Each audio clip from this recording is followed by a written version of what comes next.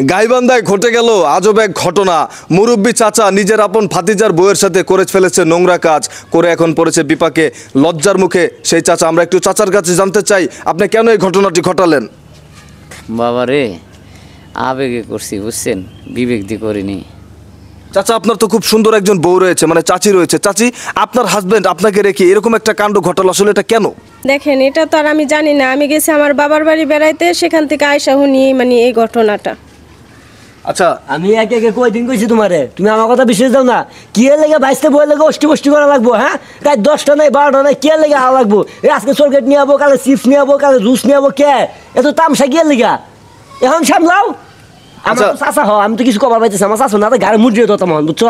অন্য কোনো লোক হইলে গুছা কাটিয়ে দিতাম পায়ে। বাবারে, এখন এটা ভুল করে ফেলাইছেন, মাফ করে দে। ভুল?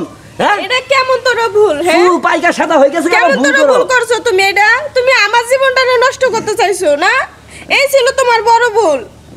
ব্রিটিশ যৌবন দিয়ে সহ্য করে পারিনি এত যৌবন। তোমার কিভাবে আটকেলে কুলাইলো? তোমার মেয়ের হুমান একটা বয়সী বাতি যাবো, তোমার তো মেয়ে। হ্যাঁ, হের লগে তুমি এই কামটা কেমন করলা? ফাইজলিম করো। আচ্ছা, আপনার ওয়াইফ যে আপনার চাচার সাথে এই ঘটনাটি ঘটালো, এই ব্যাপারে আপনি কি বলতে চান?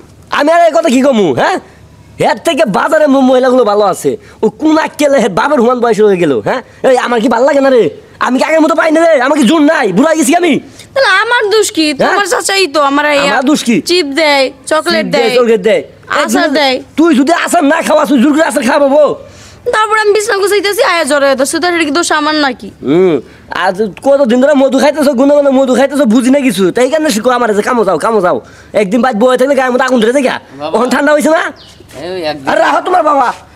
যা এগুলো মান সম্মান লিয়া সাংবাদিক চলে আসছে, এগুলি তো আমরা এগুলি দেশ সমাজ জানা। এখনো কিছু হয় নাকি? আমার না মান সমান যাবো? আমি বাজারে যাই মাইক নিয়ে এলাকা খুদ্দা করে যাবো যে আবুল চাচা হারামির বাচ্চাই করছে নাকি? দেখো বাইতে বয়ের লোকে কি করছে, হাতে নাতে ধরা পড়ছে। সম্মানের ভয় করো? আকাম করানোর সময় কি ভয় ছিল না তোমার যে আমার ঘরে বউ আছে? কি লাগে আমি ওর সাথে ঘটনা ঘটাই? মানুষে খারাপ করবে, সাংবাদিক গাইবো। তুমি পারো না? ওই সময় চাচা যেরকম করছে তুমি আরেক ছেড়া ওই সময় জোর সাংলার বানি বেটা রে। তুমি পাও ধরো, আমার পাপ হবো। তোমার মুখটা দেখাই পাপ।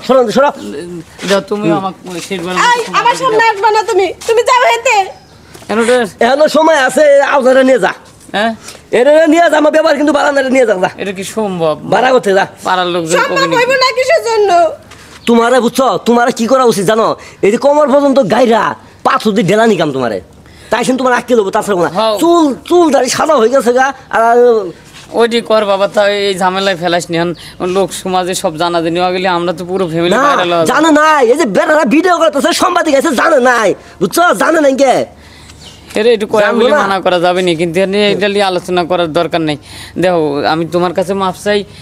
একটা যৌবনে একটা জোকে এটা করে ফেলাইছি।